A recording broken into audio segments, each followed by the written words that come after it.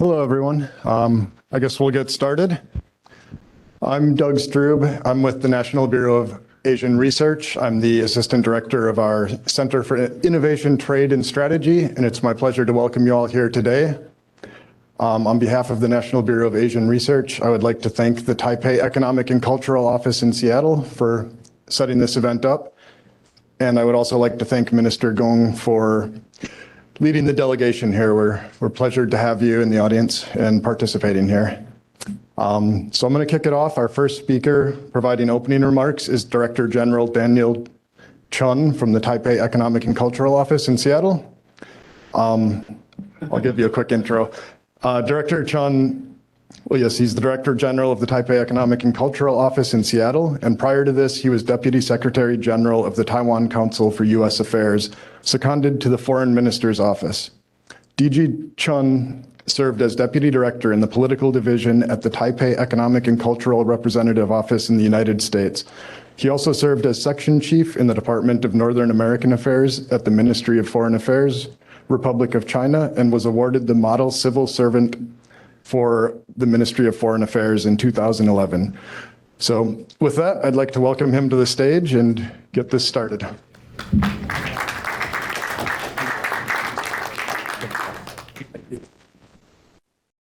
Well, it's always good to see you. And after 2 years of global pandemic, finally we can get here in person and talk about business. So to start with, Minister Gong, Lieutenant Governor Hack, Bob, and Vice President Robertson. And we also have Taiwan delegation, friends online. Ladies and gentlemen, good afternoon. So just like I said, we have been through this pandemic for over 2 years. And for the over last 2 years, I keep on thinking about what can my office bring the good from Taiwan, and how can I make my office can bring the U.S.-Taiwan relation to an even higher level. So to answer that, we kind of consider our future life. So it is no doubt that the future will be increasingly digitalized, hyper-connected, and global data-driven. So e-health, robot, autonomous vehicles, Internet of Things, IoT, artificial intelligence are going to be everywhere. So therefore, ability to synchronize with the fast evolving technology, instant and virtually unlimited wireless connectivity is required. So after this brainstorming and checking both Seattle-based and Taiwan industries, we identified two areas. One is low Earth orbit satellite, and the other one is the 5G or beyond 5G, sometimes we call 6G, the beyond next generation's communication technology cooperation. So I think those are two are the major areas that the Northwest U.S. and Taiwan can be of potential cooperations. So therefore, later this year, my office will also co-host another event on low Earth orbit satellite cooperation through our help from E3, Taiwan. Now, Taiwan is the 8th largest trading partner of the United States. The cooperation on semiconductor and ICT industry has made significant progress, especially in terms of trustworthy supply chains and commercial secrets and privacy protection. So Taiwan upholds higher standard on labor rights, protection of intellectual property, fair trade principle, and environmental sustainability. So this is why both countries launched the Taiwan-US initiative on the 21st century trade, which is intended to develop concrete ways to deepen economic and trade relationship and advance mutual trade priorities based on shared values and promote innovation and inclusive economic growth for our workers and business. So I'm very confident to tell you all that this is the right time for our delegation from Taiwan to gather here with our Washington-based high-tech industry to talk about U.S.-Taiwan further cooperation on the next-gen digital technology. So in the midst, especially in the midst of the shift of global supply chain, so Taiwan has proved we are a trustworthy partner and always a long-term ally of the United States. So thank you very much for being here, and I wish we can have a very good discussion today. Thank you.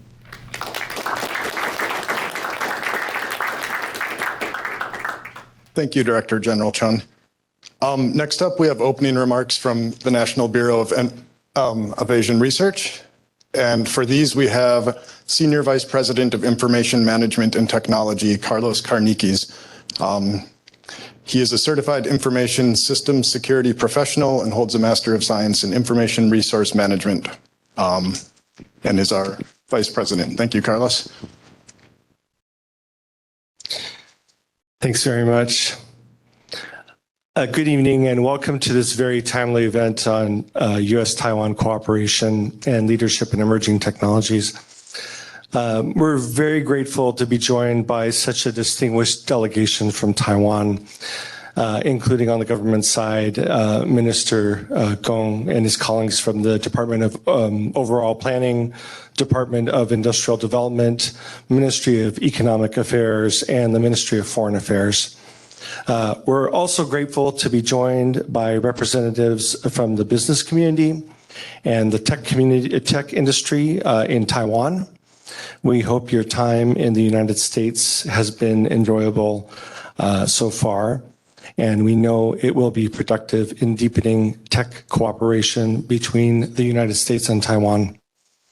Finally, we're also joined by representatives from both the public sector and the tech community here in Seattle. NBR is very proud to continue our long history of working closely with Taiwan on technology issues.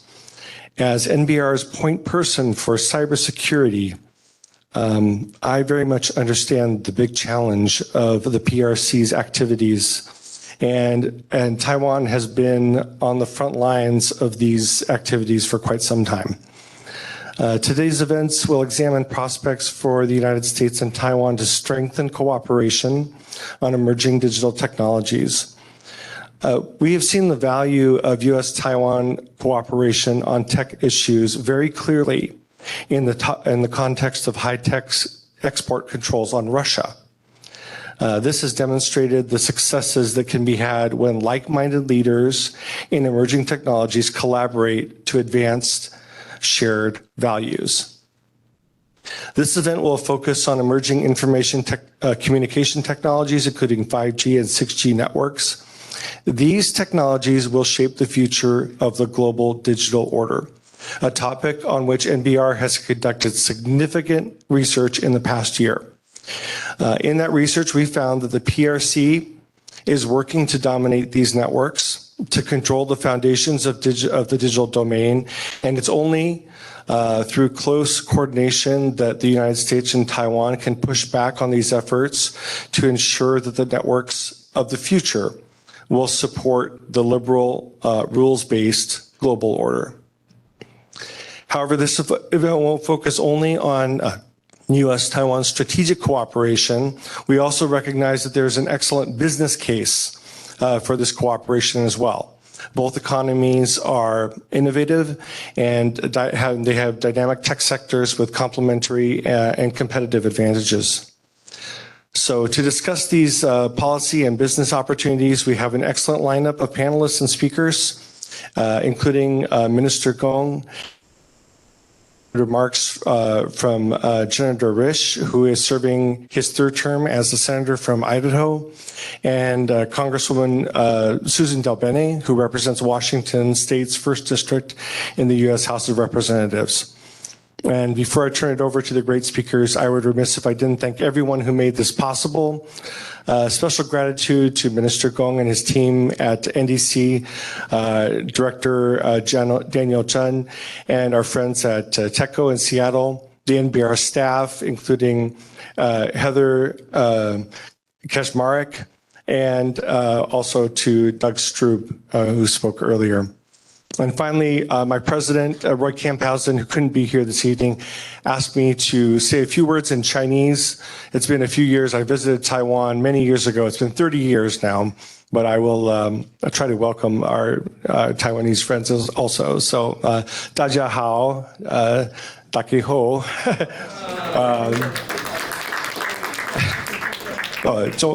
龚政委以及各位来自台湾的朋友，诚挚欢迎，钟国清钟处长是我们 NVR 的一位老朋友，他在西雅图非常活跃，非常有影响力。他可以告诉你们来之前，我们在西雅图的天气不太好，每天下雨了，在你们来之后，太阳出来了，拜托请上来，但是呢，天气归天气，都不影响美国台湾之间。往来的合作与交流，希望今晚的会晤，在未来新兴科技领域的合作关系上能够有所注意。最后希望您的行程顺利愉快。再一次希望欢迎到访西雅图，谢谢各位。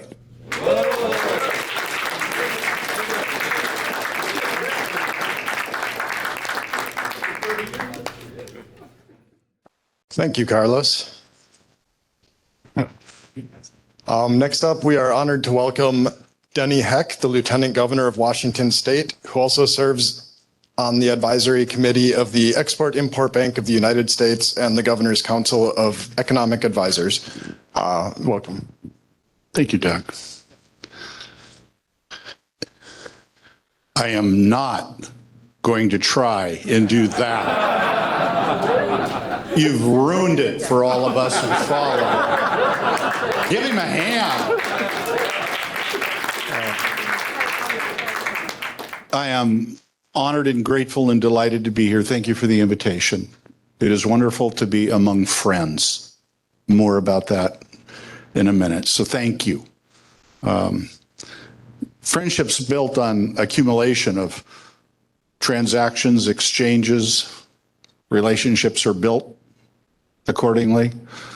And we have a long history of doing that. Director General mentioned that it's so good to be, we hope, on the backside of the pandemic. I just want to remind those of you who do not know that at the very beginning of this, it was Taiwan that stepped up when we could not produce them and sent surgical masks to the people of the state of Washington, and I thank you for that, sir. I was probably wearing one at some point. And I want to apologize. I was not wearing the mask often enough because I got COVID on the same day that I was supposed to be, I think, in Bellevue and receive another gift from the people of Taiwan, certain medical equipment, and did not have a chance to be there, but today is my chance to extend my appreciation to you all for that as well. I suppose on a cursory level, you could look at the depth of our relationship and say somewhat natural coming out of the deep economic ties that we have, and that's certainly the case. In case you do not know, Taiwan is the sixth largest consumer of exports from Washington State in the entire world, sixth largest. That's a meaningful relationship. That's a material relationship, as a matter of fact. You have new deep ties with a little startup in Washington State. I think it's named Amazon. Maybe that didn't translate well. That's what passes for American humor. And of course, we're going to hear from Mr. Robertson about the depth of ties, I'm certain, with another little startup, a little bit older startup from Washington State named Microsoft. These are deep ties, and they are important. And this is not a one-way relationship. You have a tiny little plant down in Camas, Washington, where you manufacture chips, wafer tech. In fact, Director General was so incredibly gracious to host me down there many, many months ago.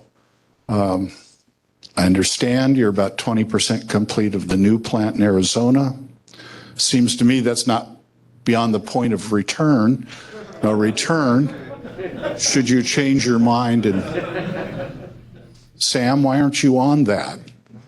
Poor Commissioner Sam Cho honors us with his present. So this is a two-way relationship that is very, very deep. And it's recognized. It's recognized in Washington State just last year. Senator Hasegawa was one of the leaders. We adopted a resolution acknowledging the importance of this relationship, the depth of this relationship, and the nature of this deep friendship between us. So these are profoundly important economic ties. They're deep. They're incredibly deep. They matter. They are, again, material. But the truth is, as was alluded to earlier, that's not the foundation. The foundation is shared values.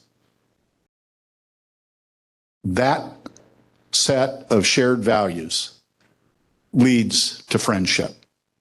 We are among friends today, and I am honored to be here. Thank you. Thank you.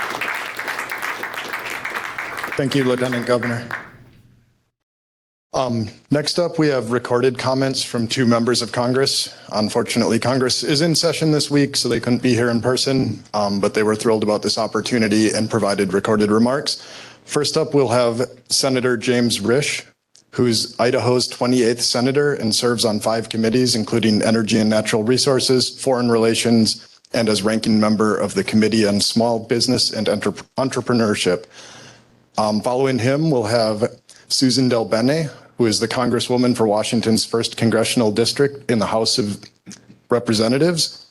And she serves as Vice Chair of the Ways and Means Committee and Co-Chair for the Women's High Tech Coalition and the Internet of Things Caucus. So go ahead and roll the videos. Thank you.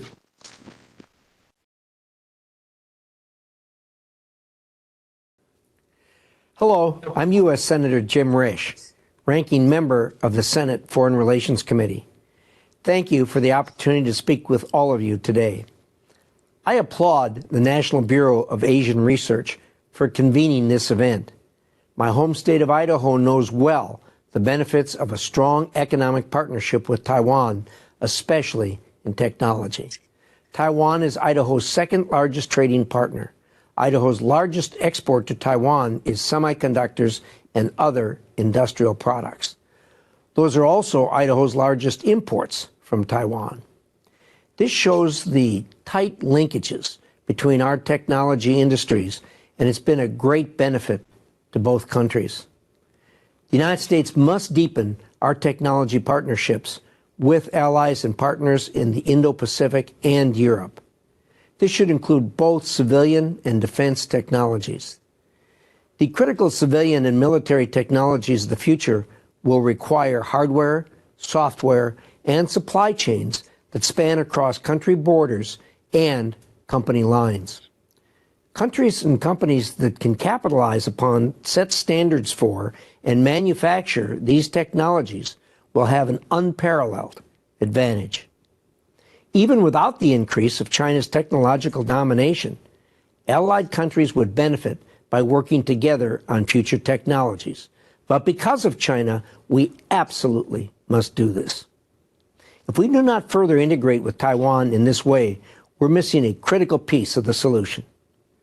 Taiwan is a linchpin in today's high-tech supply chains due to its institutional knowledge, skilled personnel, and expertise on developing next-generation digital technologies. These efforts require a lot of hard work.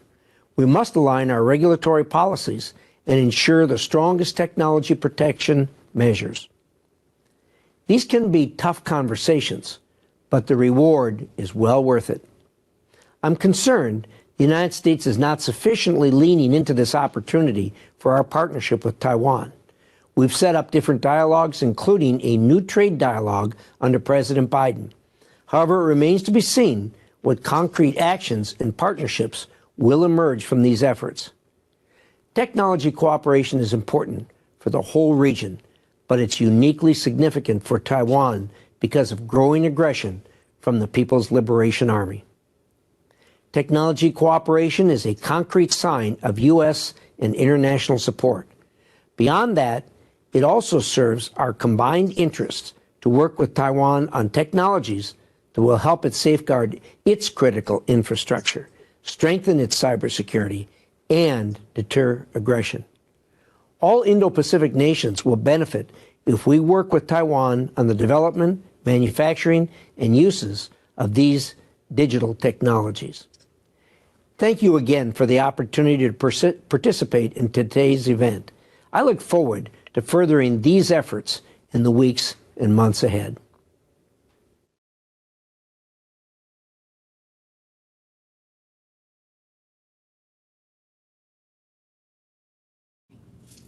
Hi, I'm Congresswoman Susan DelBene. It's an honor to help kick off this discussion today. The trade and economic relationship between the United States and Taiwan has been a consistent driver of growth, technological innovation, and prosperity for many years. Taiwan is an especially critical partner for Washington State, where over 40% of our jobs are tied to trade. Taiwan and Washington State are both leaders and innovators in digital trade and technologies that will drive our economies into the future.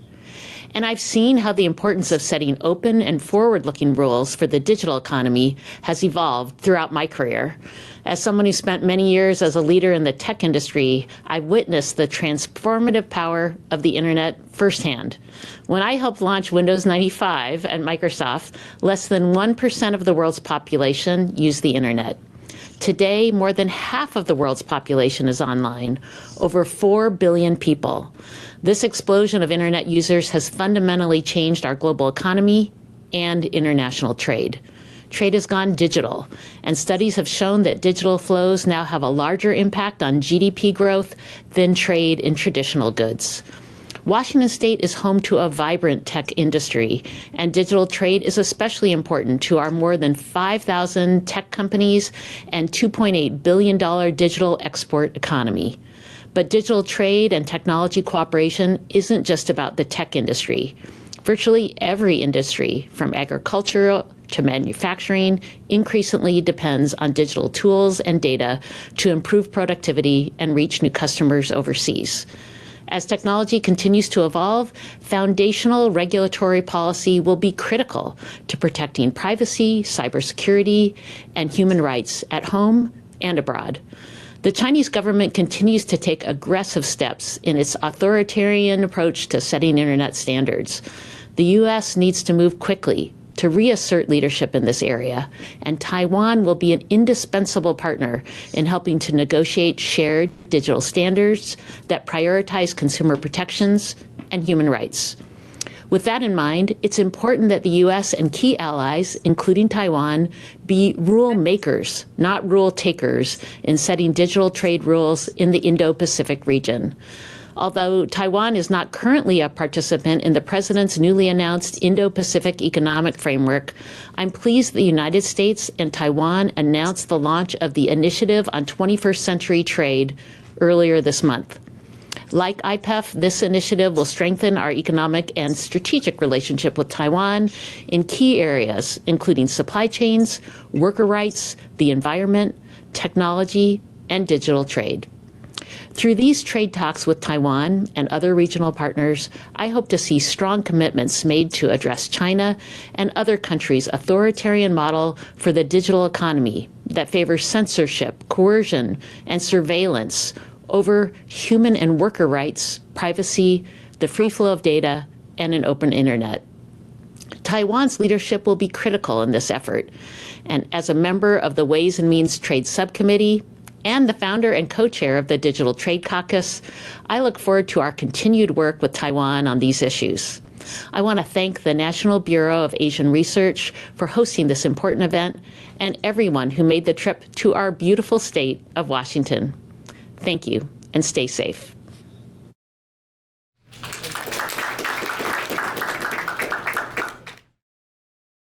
Thanks again to the two members of Congress for their recorded remarks. And now we'll move on to Minister Gong.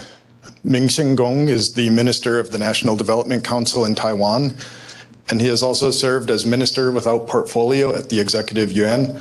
Deputy Minister of the Ministry of Economic Affairs, and Deputy Minister of the National Development Council, as well as several other high-level government positions.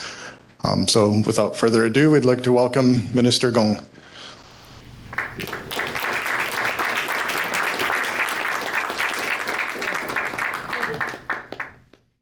Yes, thank you.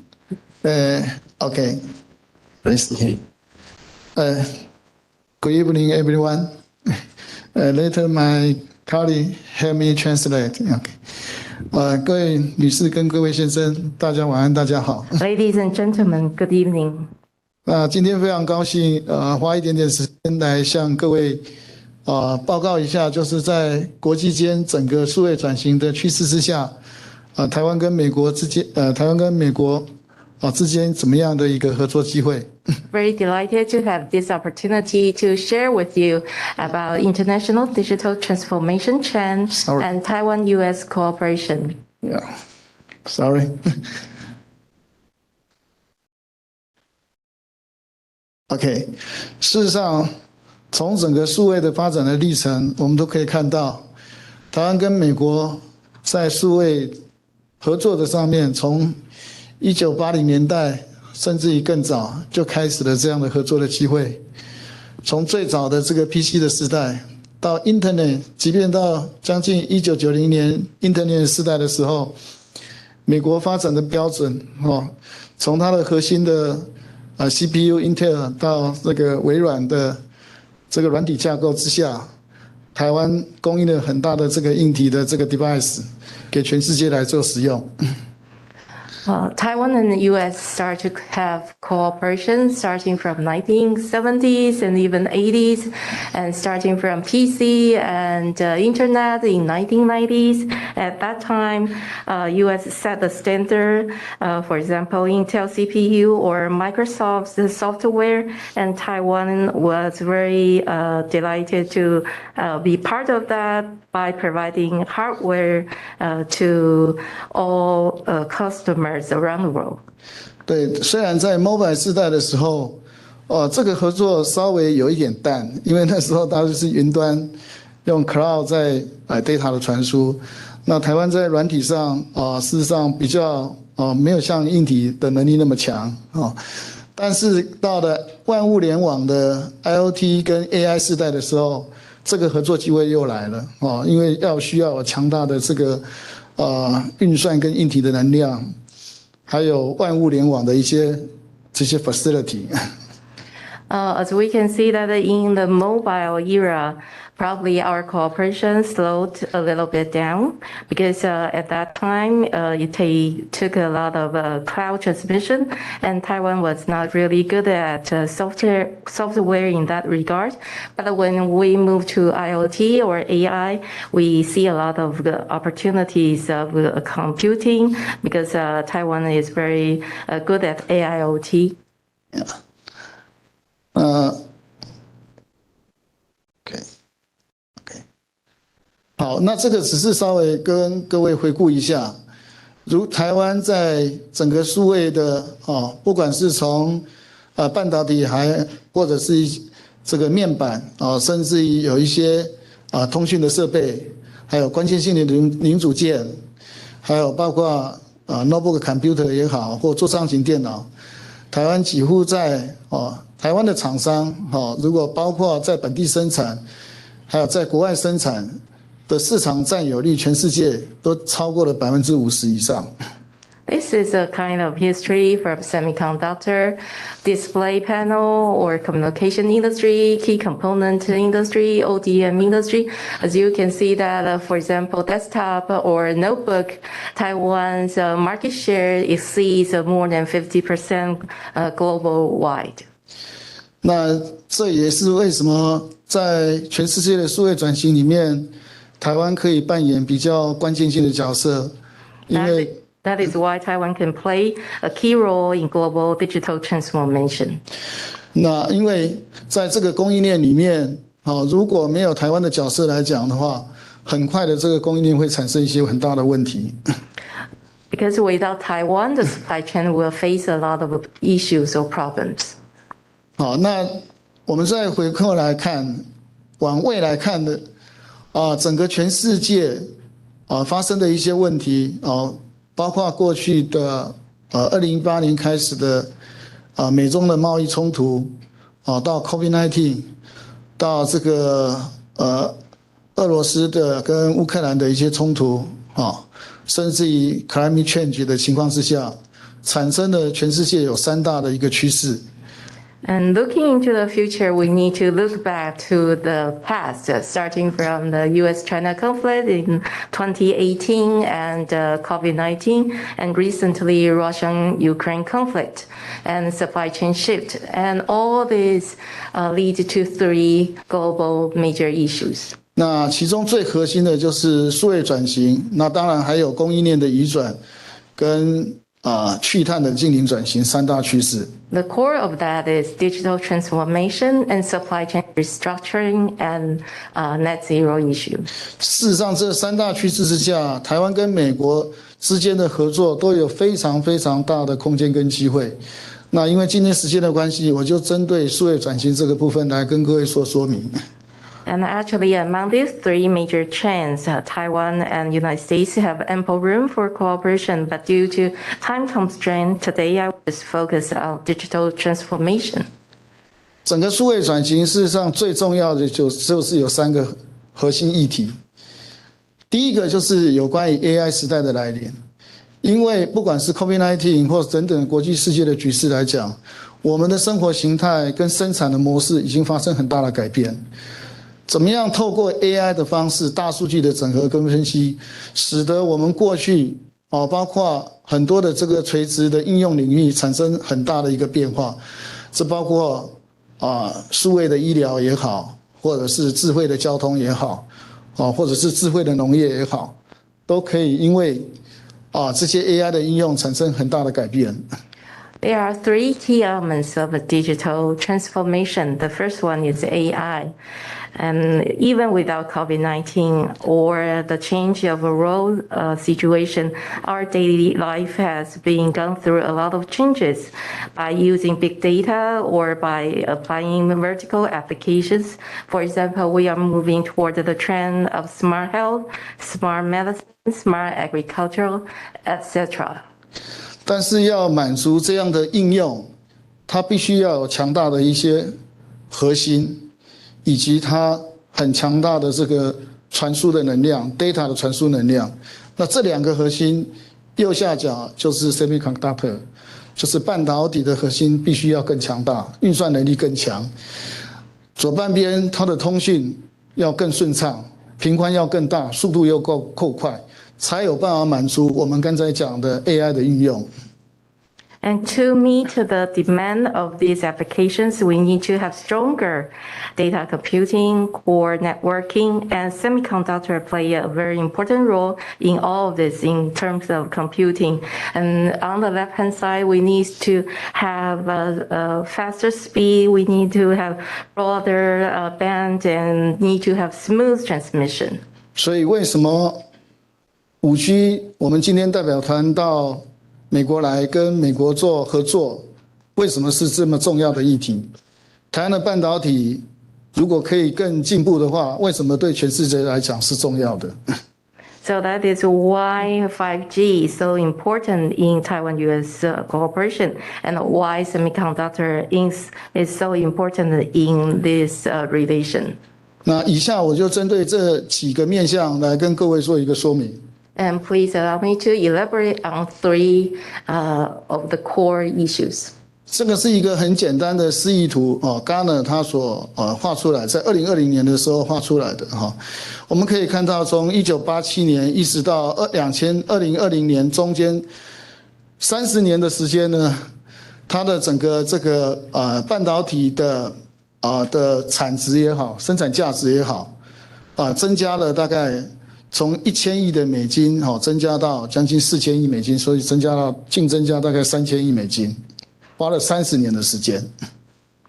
So this is a very simple graphic by Gardner in telling the output of semiconductors starting from 1987 to 2020, about the output and the percentage starting from original $100 billion to $400 billion.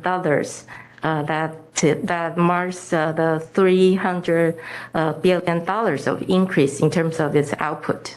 往后的10年之间，也会就在10年当中，也会从4000亿美金增加到7000亿美金，就是另外3000亿个美金，只花10年时间就已经完成。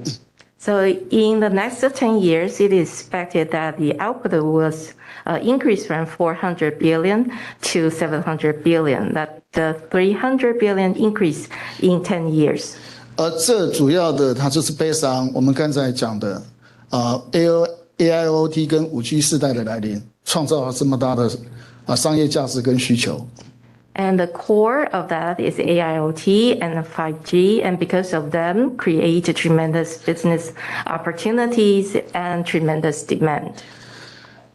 半导体所追印出来的这个商业价值，除了我们刚刚提到的AIoT 跟下一世代的通讯之外，事实上它对于甚至于大家所关心的国防的议题也好，甚至于这个医疗的器材也好，甚至于smart machine 也好，或者是这个所有的绿能产业的发展，都是非常非常重要的基础。Semiconductor has created tremendous opportunities, business opportunities, including AIoT and next generation telecom, covering the wide range of applications, including national defense, medical devices, smart machine, and green energy. 所以简单的来讲，就是整个国际未来的社会，除了国防上的需要之外不管是数位转型也好，或是医疗照护也好，甚至于整个能源的转型，它的很大的 basic 核心基本上就是在半导体。So semiconductors play the key role in terms of national defense, biomedicine, and energy transmission, etc. 在通讯的领域里面，事实上，美国政府事实上也看到了很重要的5G 世代时代来临，去因应这样的数位时代的一些转变。所以为什么在2020年的时候11月，它会通过了5G 的相关的法案，提供了很大的一些资金上的这资助，来支持这个5G 的一些发展，尤其是在 Open RAN 的部分，就是开放式的这个 RAN， 就是开放式的架构。That is why the U.S. House of Representatives passed the Open RAN 5G Act on November 2020, provide a huge amount of budget for the United States to deploy for 5G Open RAN development. 那这个 slide 的左边，我们就可以看到说，现在在台湾针对5G Open RAN 的这个实验场域的部分，事实上其中就有很大的部分是台湾的企业跟美国的企业共同合作来进行的。And on the left-hand side of the slide, you can see the application scenarios that have been done in Taiwan in its various testing grounds. And actually, these are the results of the cooperation between the U.S. and Taiwan businesses. 比如说核心网络的部分，事实上这个应该他说现在是微软的它已经被微软 acquire。比如说，在这个传输的部分，Cisco 等等的一些情况，都扮演很重要的角色。For example, in the right-hand side, you can see the core network or transmission system. There are U.S. companies participating in that, like Microsoft or Inventec and Cisco. 那这个是整个 ICT 的这个 slide， 它从核心的半导体一直到最后的应用领域。那这其中 Open RAN 的这个通讯呢，是扮演着中间串联很重要关键性的角色。那下面这个框框里面就是 Open RAN 很重要的。那其中里面有一些对台湾来讲，有一些台湾的企业很重要 involve 在这里面。事实上这些厂商都在我们现场上很多代表团的厂商。As you can see that Open RAN plays a very important part of the semiconductor applications, and the representatives of Taiwan's businesses engaged in Open RAN are here today. 有了半导体为核心，到后来的这个5G 的通讯的设备，那就可以应用在后面最后的很多的应用领域，包括我们刚刚提到的，这 smart medical 也好啦，或 smart 这个 agriculture 啊等等的一些情况，就可以把它发展出来。If we have semiconductor and 5G Open RAN, then we can have various application scenarios that I just mentioned, that like smart medicine, smart agriculture, etc. 啊 ，OK。那我们也 review 了，就是美国政府在2022年，也就是今年的2月份啊，也提供了将来针对美国有一些关键跟新兴科技的领域，一定要发展的领域到底有哪些？那我们筛选的其中 review 的其中的19项，事实上跟台湾事实上是非常关系非常密切的。那我们可以把它分成4大领域。And we also review the 2022 Critical Emerging Technology List of the United States, and we define 19 out of them that have very close relations with Taiwan, and we categorize them into 4. 最左下角就是半导体，我们刚才特别提到的。第2项就是下一世代的通讯，第3项就是比较先进的这个制造。第4项就是有关于 space 的，相关于低轨道卫星的一些发展。And the first one is that I just mentioned semiconductor, and the second one is the next generation telecommunication. Third one is the advanced manufacturing or smart manufacturing, and the fourth one will be the space. 我们这一次的 NextGen 的代表团，在特殊的这个类别的这个分团里面，就涵盖了这些项目。那我们这个代表团主要就是第2项跟第4项。And our Taiwan delegation are split into 2 groups covering the 4. And this Taiwan delegation covers the 2nd and the 4th of these areas. 在这个同时，事实上还有其他的这个半导体的代表团正在跟美方的其他厂商做一些沟通。其他的包括一些无人自驾车也好，或 robot 也好，也都有不同的这个代表团在做互动。And our semiconductor delegation are having discussions with the United States and other industries Taiwan delegation covering other industries are also having interaction with the U.S. partners. 所以为什么我刚刚特别提到了，从2016年、2020年开始，台湾跟美国关系在产业上的合作又进入到一个新的发展跟机会出来，我们就可以看到，几乎互动跟合作是全面性的。So that's why I say starting from 2016 to 2020 and even now, Taiwan-US industrial cooperation have seen new opportunities and new development, and I can define that as comprehensive. 那我要特别提到的就是说，台湾跟美国在这些领域都是在国际间事实上是排在前面的。强合作以后所创造的这个市场价值跟对全世界的贡献都是非常巨大的。I want to emphasize that both Taiwan and U.S. are leading in these areas around the world. So once we cooperate with each other, we can make tremendous contributions to the world in terms of output and in terms of our efforts for the entire world. 所以我一直认为，台湾跟美国的合作，它不仅是商机的创造，事实上也对世界是责任，因为我们的合作如果慢下来，全世界就慢下来。So I always think that U.S.-Taiwan cooperation are not just to create business opportunities, but also share the responsibilities. If our pace slow down, the entire world slow down as well.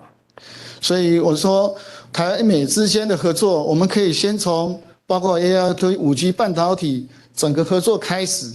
然后在个别2个国家，事实上示范性的应用领域，我们就开始做实验。美国有1.2兆的基础建设，现在要等着 build up 起来。台湾有8年8000多亿台币的这个基础建设也需要发展起来。我们有了这么好的 solution， 都可以在2个国家里面开始从事这样的基础建设制造。第3步，我们要把这些成果 solution 扩展到全世界去，让其他的国家也可以享受到这么好的 solution。So we can start from AIoT, 5G, semiconductor, and Taiwan provides various testing grounds, as I just mentioned. And secondly, we know that the United States just passed the Infrastructure Investment and Employment Act, providing $1 trillion for infrastructure. On Taiwan side, we allocated $800 billion for 8 years to focus on forward-looking infrastructure projects. So we can start from this. And the third one is that if we come up with wonderful solutions, we can promote them to the entire world to make contribution. 所以台美的合作就让我们从今天从西雅图从华盛顿开始。谢谢。So let's get started from Seattle, Washington State today. Thank you. 谢谢。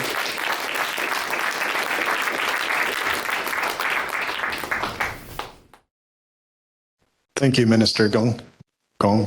And finally, we have Tom Robertson, who is the Corporate Vice President and Deputy General Counsel at Microsoft, where he leads the corporate, external, and legal affairs team supporting the Experiences and Devices group responsible for Office, Windows, Microsoft Surface devices, and various other products and services. And prior to Microsoft, Mr. Robertson served as Associate General Counsel in the Office of the United States Trade Representative. I'd like to welcome Mr. Robertson.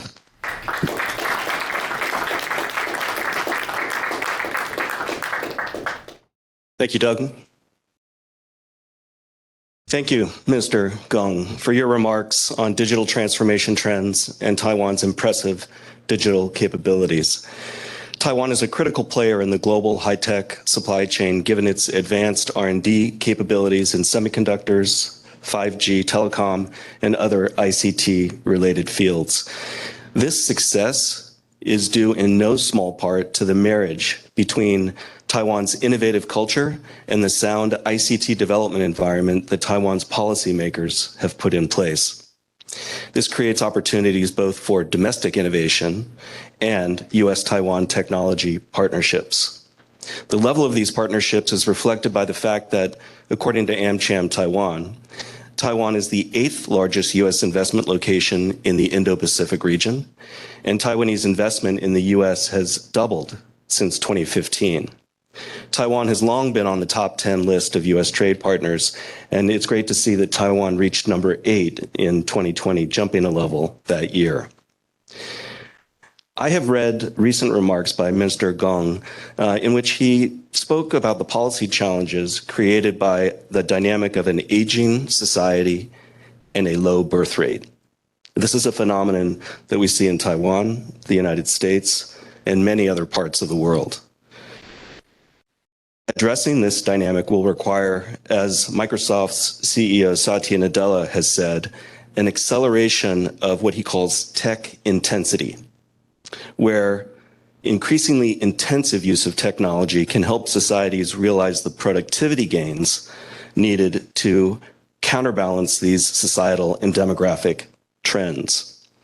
Immigration policy is certainly part of the puzzle to solve here, but it's unquestionable that tech intensity is going to be part of the solution. Now, we at Microsoft fully embrace Minister Kung's call for cooperation in the area of digital transformation. He referenced during one of his slides the fact that Microsoft is participating with Taiwanese partners in a number of different areas. Two of the areas on that slide were smart manufacturing and smart disaster relief. And in fact, we are partnering in that area, in both of those areas, with Pegatron. We're working with Pegatron to leverage our 5G cloud native technology to create innovative applications for smart factories. We're also partnering with Pegatron through our Azure Space team to build an end-to-end solution using satellite as a backhaul for firefighters and first responders to communicate in the event of a catastrophic event like a break in the undersea cable. That project achieved an exciting milestone last week when they successfully deployed a space antenna via a 5G link between a fire department in Taiwan and a medium Earth orbit satellite. And it's fantastic to see that progress. This is the Azure Space Team's first public safety project in all of Asia. And this project would not have been possible without support from the NDC and the broader Taiwanese government. Thank you for that. We will continue to look for ways to partner with Taiwan counterparts to build solutions that drive our customers' digital transformation and ensure their long-term competitiveness and success. Now, I want to shift gears a bit for a moment and reflect on the fact that Minister Gong identified climate change as a major global issue in his remarks. And I understand that he announced in March a roadmap for Taiwan to achieve net zero emissions by 2050. And he has pledged to develop an economy that either emits no greenhouse gases or offsets its emissions, which is fantastic. Sustainability is also front and center for Microsoft, which has committed to be carbon negative, zero waste, and water positive by 2030. And importantly, we are actively working across our supply chains, including in Taiwan, to achieve these sustainability goals. And I want to just touch on 3 ways in which we're doing this. First, we're designing for sustainability. We have set carbon reduction targets for all of our new products with the goal of significant improvements generation upon generation. We are also making our products more repairable, and such as the most recent Surface devices. And we are establishing more options for device repair, all of which should significantly reduce waste and greenhouse gas emissions. Second, we are building sustainable products. We have realized double-digit percentage reductions in carbon in our products generation upon generation. And we recently launched an ocean plastic mouse that contains 20% recycled plastic that's sourced from plastic waste recovered from the oceans. And some of our products have already achieved 100% recyclable packaging. And last, I would point out that we're looking for insights to advance our own sustainability goals and support the sustainability goals of our customers. We're developing solutions to enable the selection of lower carbon components at the early stages of design and sourcing of our products that we can use and that others can use. We have also built dashboards and calculators that allow our customers to estimate the impact of their use of our products in calculating their own carbon footprint. And last but not least, we have announced the launch of the global general availability, including in Taiwan, of Microsoft Cloud for Sustainability earlier this month, which will provide one platform for integrating and accelerating our customers' sustainability initiatives. So in sum, we are honored to partner with many players in Taiwan and around the world in a range of areas to realize and even accelerate global digital transformation in a sustainable way, and we look forward to doing much more in the future. Thank you.